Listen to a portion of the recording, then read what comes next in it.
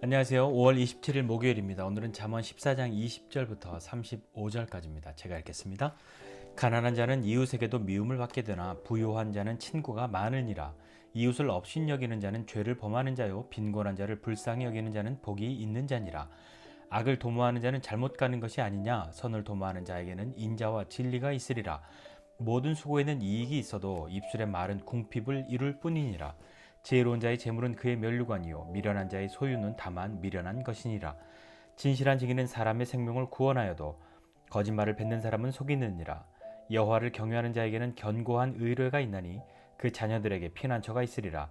여호와를 경외하는 것은 생명의 셈이니 사망의 그물에서 벗어나게 하느니라. 백성이 많은 것은 왕의 영광이요 백성이 적은 것은 주권자의 패망이니라. 노하기를 더디하는 자는 크게 명철하여도 마음이 조급한 자는 어리석음을 나타내느니라. 평온한 마음은 육신의 생명이나 시기는 뼈를 썩게 하느니라. 가난한 사람을 학대하는 자는 그를 지으신 이를 멸시하는 자요 궁핍한 사람을 불쌍히 여기는 자는 주를 공경하는 자니라. 악인은 그의 환난에 엎드려져도 의인은 그의 죽음에도 소망이 있느니라. 지혜는 명철한 자의 마음에 머물거니와 미련한 자의 속에 있는 것은 나타나느니라. 공의는 나라를 영화롭게 하고 죄는 백성을 욕되게 하느니라. 슬기롭게 행하는 신하는 왕에게 은총을 입고 욕을 끼치는 신하는 그의 진노를 당하느니라. 아멘. 시편 1편에 복 있는 사람에 대해서 이야기합니다. 그 사람 하나님 말씀 묵상하는 사람이라고 그렇게 이야기하고 있는데요. 오늘 잠언 14장에도 또 복 있는 한 사람에 대해서 이야기하고 있는데 어떤 사람 복이 있는 사람이라고 말하고 있느냐 하면 빈곤한 자를 불쌍히 여기는 사람 복이 있다. 그렇게 이야기합니다. 뭐 예나 지금이나 사람들은 복 받는 것을 좋아합니다. 뭐 기복신앙이라는 그런 것은 우리가 피해야 하지만 그것을 떠나서도 복이 없는 것보다 복이 있는 것이 복된 것이 훨씬 좋은 것이잖아요. 근데 그것만을 추구하는 것은 문제가 있습니다만, 네, 복이 없는 것보다 복 있는 것이 훨씬 좋은. 뭐 아무리 기복신앙을 멀리하는 사람이라도 복된 것을 좋아하는 것은 당연한 것이죠. 복된 것과 기복신앙과는 다른 것이니까요. 자, 오늘 잠언 14장 말씀 보면서 여기도 참 많은 이야기들이 있고 여러 가지들을 살펴볼 마음이 이렇게 볼만한 이야기들이 볼 수 있는 것들이 참 많이 있는데 오늘 그 중에 한 부분을 좀 보고자 합니다. 현대 사회를 살면서 많은 사람들이 사람들을 대하는 여러 가지 모양과 태도들을 봅니다. 특별히 사람을 처음 만났거나 사귀고 있을 때에도 사람을 이렇게 구별하고 뭔가 이렇게 자기 나름대로 이렇게 뭐 좀 나누는 그런 것들을 볼 수 있는데 뭐 여러 가지가 있죠. 인종이 어떠냐, 뭐 배움이 어떠냐, 뭐 돈이 얼마나 많이 있냐, 뭐 어떤 여러 가지 것들로 사람들을 그렇게 나누고 하지 않습니까? 근데 여기서 주의해야 할 것이 있는데요. 우리는 쉽게 사람들을 가진 것, 특별히 재물로 사람들을 판단하려고 하는 경향이 있습니다. 나도 남을 그렇게 해서는 안 되고 또 남도 나에게 그렇게 하는 것은 유쾌한 일이 아니죠. 남이 나를 그런 식으로 가진 것으로 판단하려고 하여도 나도 똑같은 사람이 되어서는 안 될 겁니다. 뭐 생각하기에 따라서는 견디기 쉽지 않은 것이 될 수도 있지만 같은 사람 안 되었으면 참 좋겠습니다. 재물이라고 하는 것은 뭐 있다가도 없고 뭐 흔히 말하기들 그렇게 말하잖아요. 없다가도 있을 수 있다. 그렇게 이야기하는데 중요한 것은 이 재물이 누구의 손에서 어떻게 쓰이고 있느냐가 중요한 것 같습니다. 재물의 크기를 떠나서 하나님이 우리에게 재물을 얻을 수 있는 힘을 주셨다고 한다면 그 주신 것으로 어떻게 쓰느냐 그것이 그 재물의 어떤 가치를 정해주는 것 같습니다. 자, 오늘 이 말씀 보니까 시작할 때 이렇게 하잖아요. 가난한 자는 이웃에게도 미움을 받게 되나 부유한 자는 친구가 많다. 가난하다고 미움받는 것은 사실 아니죠. 참 어떻게 보면 굉장히 좀 씁쓸한 이야기인데요. 이 부유한 자는 친구가 많다는 이 말은 문자적으로는 사랑을 받는다, 뭐 사랑을 많이 받는다, 뭐 이 정도의 의미로 볼 수 있습니다. 그러니까 어떻게 보면 현대 사회에서 사람들이 가난한 사람보다는 부유한 사람을 사귀고자 하는 그런 어떤 현실이 우리에게 있지 않습니까? 그것을 말해주고 있는 좀 서글픈 현실 세계를 보는 것만 같은 그런 마음이 들어서 편치는 않네요. 네. 자, 봅시다.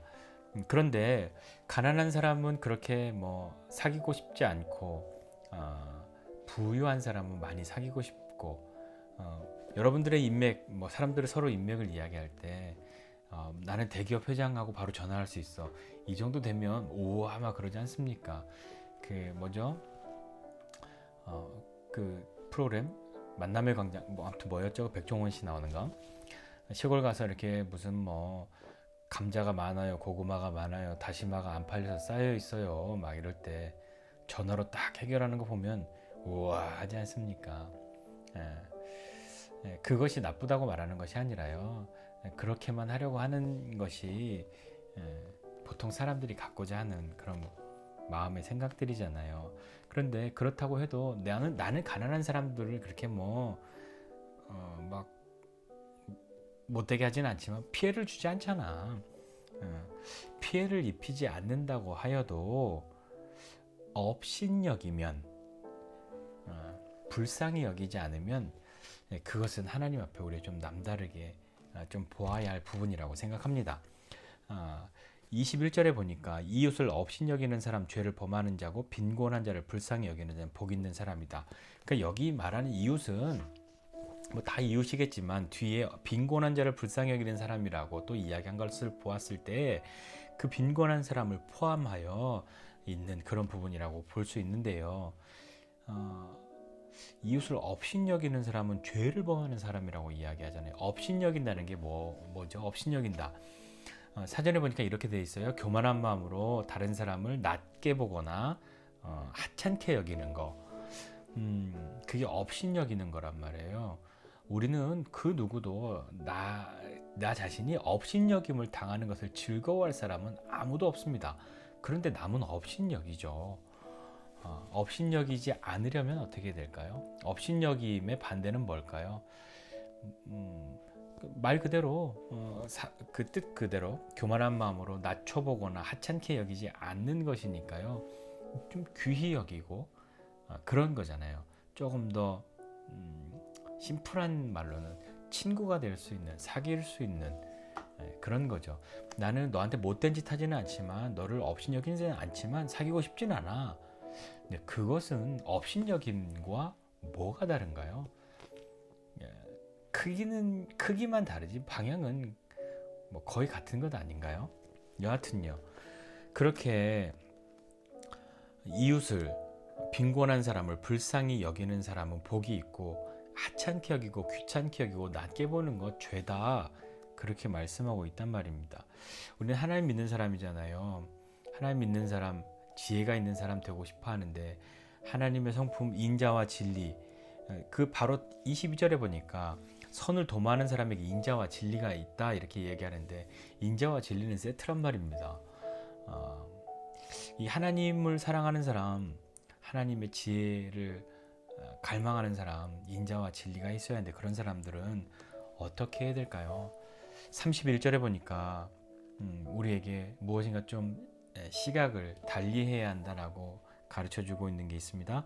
가난한 사람을 학대하는 자는 그를 지으신 이를 멸시하는 자요 궁핍한 사람을 불쌍히 여기는 자는 주를 공경하는 자니라. 가난하다고 해서 그 사람 학대하면 업신여기면 그건 그 사람을 지으신 하나님을 멸시하는 것이다 라고 말하고 있습니다. 또한 그 가난한 사람을 궁핍한 사람을 불쌍히 여기는 것은 하나님을 공경하는 것이다 라고 이 잠언이 우리에게 가르치고 있습니다. 하나님을 그 사람을 업신여기면 하나님을 업신여기는 것과 같단 말이에요. 왜냐? 하나님이 그를 만드셨는데 어떻게 만드셨나요? 창세기 보니까 우리가 우리의 모양과 형상을 따라 사람을 만들자. 우리는 하나님의 모양과 형상을 따라 지음 받았습니다. 그렇기 때문에 하나님이 지으신 사람, 자연, 동물 어떤 것이든 학대하거나 업신여기는 것은 그것을 지으신 분을 그리 여기는 것과 같지요. 여러분, 우리가 뭔가를 만들어서 내 이름표를 붙여놨는데 그것을 하찮게 여기면 곧 나에 대한 하찮게 여김과 같은 것 아니겠습니까? 자, 우리는 복 있는 사람 되고 싶어 합니다. 말씀 묵상하는 것 복 있는 사람인데요. 또 하나 말씀 묵상하는 것대로 살아야 하지 않습니까? 그 한 가지 방법, 그 한 가지 길 중에 사람에 대한 마음이 있습니다. 그 안에 또 여러 가지가 있지만 오늘 잠언이 우리에게 가르쳐주고 있는 것은 가난한 사람, 궁핍한 사람을 어떻게 생각해야 하는, 그저 불쌍하다가 아니라 하나님이 우리를 모양과 형상을 따라, 하나님의 모양과 형상을 따라 지으셨으니 그 사람을 귀히 여기는 것, 업신여기지 않는 것, 그것 하나님을 그렇게 여기는 것과 같단 말입니다. 예수님도 말씀하셨잖아요. 내 이름으로 누구든지 그렇게 하면 나를 영접한 것이다 라고요. 자, 우리 복 있는 사람으로 삶을 살아야 합니다. 하나님 말씀 묵상하는 것 즐거워해야 하는 것이고요. 그 말씀대로 살아가는 것 역시 애써야 합니다. 오늘 그 중에 하나, 가난한 사람, 빈곤한 사람, 궁핍한 사람, 그 사람들을 어떻게 생각하고 어떻게 대해야 할지 다시 한번 생각하고 정말 이웃이 되고 친구가 될 수 있는 길을 찾아가는 저 여러분 모두가 되시기를 주님의 이름으로 부탁드립니다. 기도하겠습니다. 하나님, 우리도 누군가와 비교했을 때는 상대적으로 가난하고 궁핍하고 빈곤한 사람입니다. 그러나 우리가 그렇게 스스로를 여기지 않을 수 있음은 하나님 우리와 함께 하시기 때문이고 또 내가 하나님 안에 어떤 가치 있는 사람인 줄 알기 때문입니다.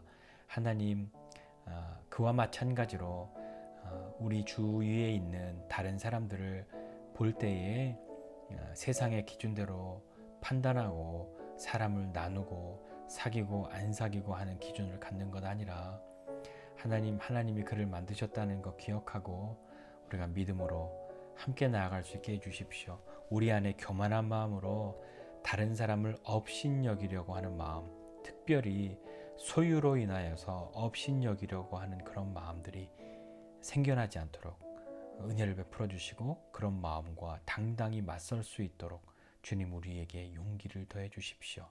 하나님의 모양과 형상을 따라 지음 받았음을 감사하고 그것으로 생명이 가득한 오늘 우리의 삶을 살아갈 수 있도록 이웃을 사랑함이 어떤 것인지 알게 해주십시오.